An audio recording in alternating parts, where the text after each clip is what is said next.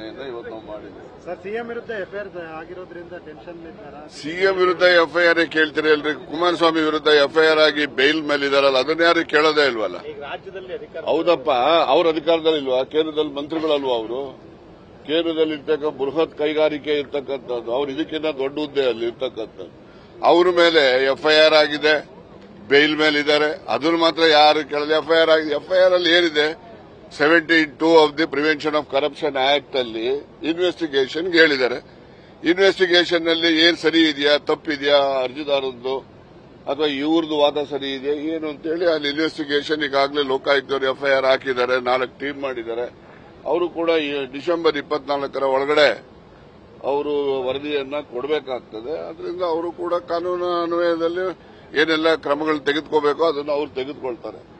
FIR ಆದ ಕ್ಷಣಕ್ಕೆ ಈಗ ಎಷ್ಟು ಜನ ಮೇಲೆ ಎಫ್ಐಆರ್ ಇಲ್ಲ ಹೇಳಿ ನೋಡೋಣ?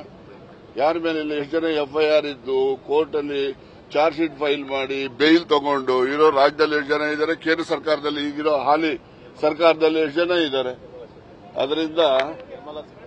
ಅದರಿಂದ ಎಫ್ಐಆರ್ ಆದ ಕ್ಷಣಕ್ಕೆ ಅವನು ತಪ್ಪಿತಸ್ಥ ಅಂತ ಆಗೋದಿಲ್ಲ.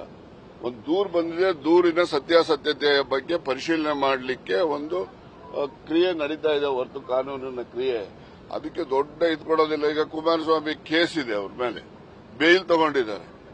ಎಫ್ಐಆರ್ ಆಯಿತು, ಚಾರ್ಜ್ ಶೀಟ್ ಆಯಿತು, ಆಮೇಲೆ ಮತ್ತೆ ಸಮನ್ಸ್ ಬಂತು ಕೋರ್ಟಿಂದ, ಆಗ ಬೇಲ್ ತಗೊಂಡು ಎಷ್ಟಂತ ಮುಂದೋಗಿದ್ದಾರೆ ಅವರು. ಅದನ್ನ ಯಾರು ಒಬ್ರು ಪ್ರಸ್ತಾಪನೂ ಮಾಡೋದಿಲ್ಲ ನಿಮ್ಮ ಮೀಡಿಯಾದಲ್ಲಿ. ಸಿದ್ದರಾಮಯ್ಯನವ್ರ ಮೇಲೆ ಎಫ್ಐಆರ್ ಆಯ್ತು, ಯಾರ ಮೇಲೆ ಎಫ್ಐಆರ್ ಇಲ್ಲ ಹೇಳಿ? ನ್ಯೂಸ್ ಫಸ್ಟ್ ನಿರ್ಭೀತಿಯಿಂದ ನಿಮ್ಮ ಪರವಾಗಿ.